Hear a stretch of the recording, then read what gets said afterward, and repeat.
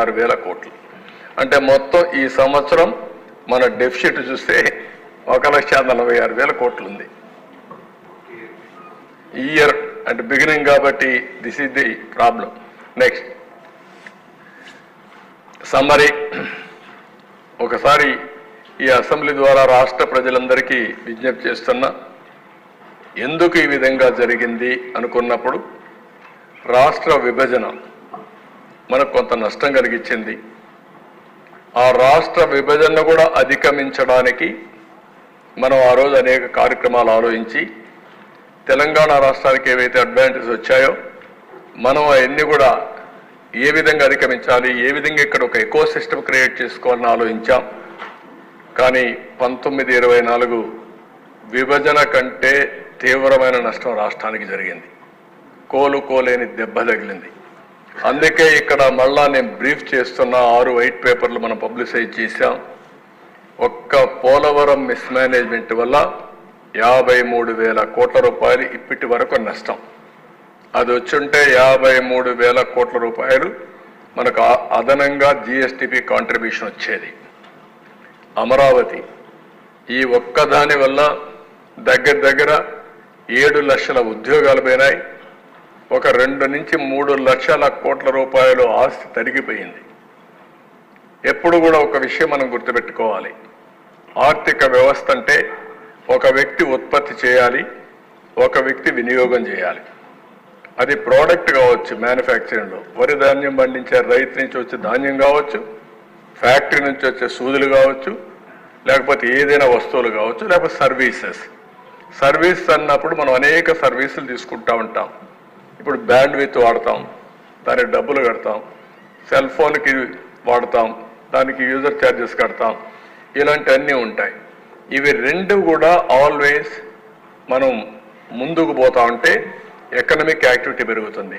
ఇప్పుడు మనం ఇక్కడికి వచ్చాం, మొన్న ఒక ఆయన నాకు కనపడి ఈ గవర్నమెంట్ వచ్చిన తర్వాత నా ఆస్తుల విలువ 100 కోట్లు పెరిగింది, నేను 1 కోటి రూపాయలు అన్నా క్యాంటీన్కి ఇస్తానని చెప్పి ఇచ్చాడు. అంటే దీని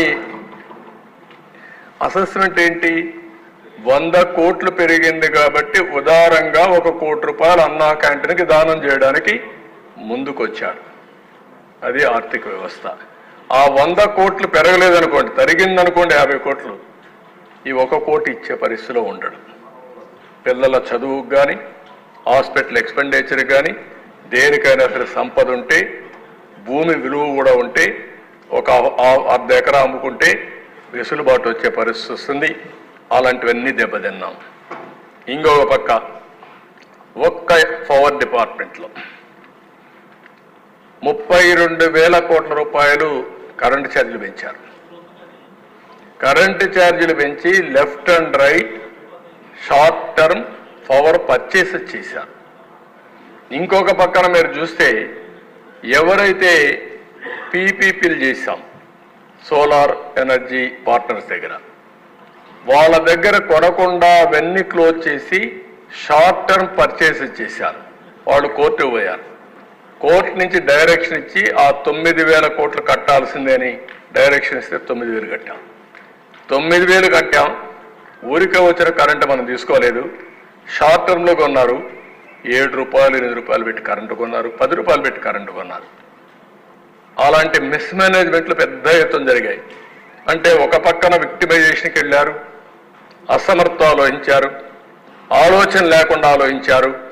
కడాన ఈరోజు 1,29,000 కోట్ల రూపాయలు ఒక్క పవర్ సెక్టర్లో ఎలక్ట్రిసిటీ డిపార్ట్మెంట్స్ అనే కలిపి అప్పుల ఊబిలో ఉండే పరిస్థితికి వచ్చింది.